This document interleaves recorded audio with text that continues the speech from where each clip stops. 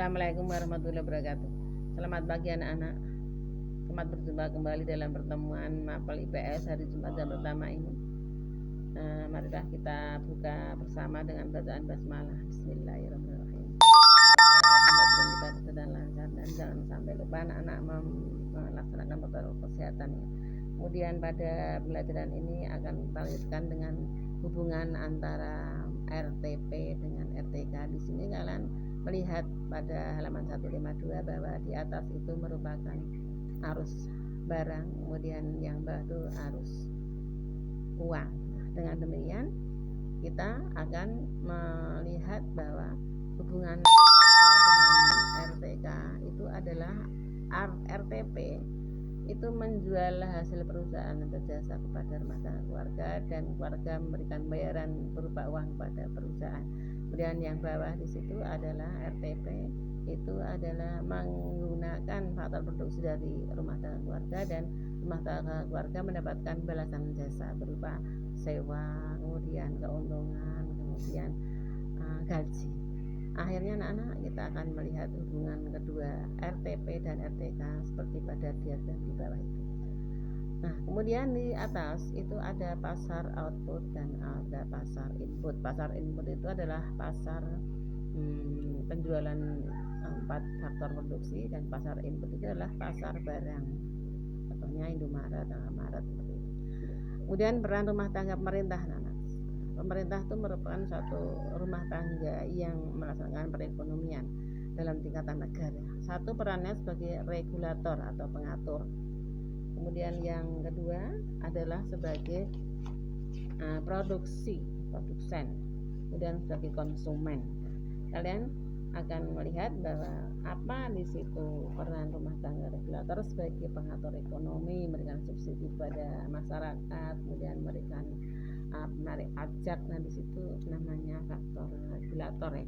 Kemudian konsumen sebagai pengguna barang-barang, dan produsen sebagai penghasil, misalnya ada BUMN, BUMS dan koperasi.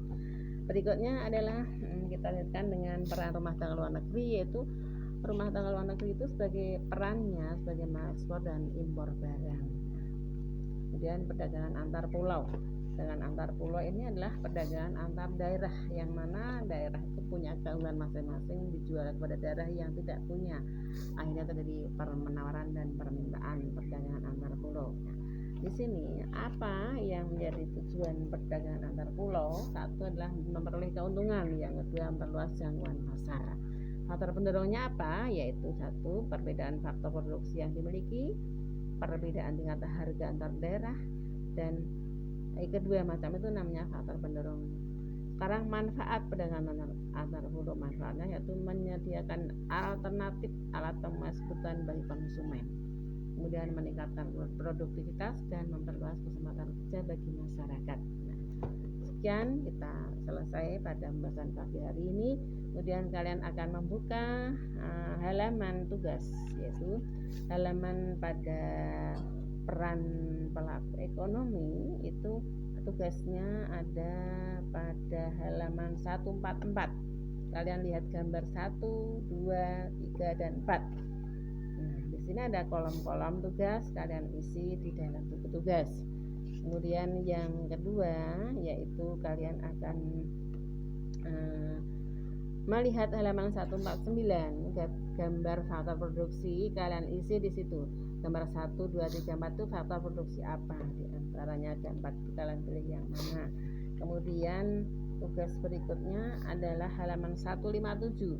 Itu kalian isi tentang kegiatan apa yang dilakukan pada gambar tersebut, gambar 39, dan sampai nomor 4 pertanyaan dijawab pada kolom samping.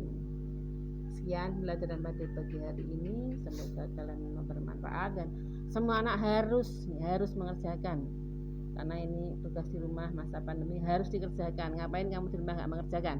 Dikerjakan, ini masuk nilai rapot, kalau enggak nilainya kosong.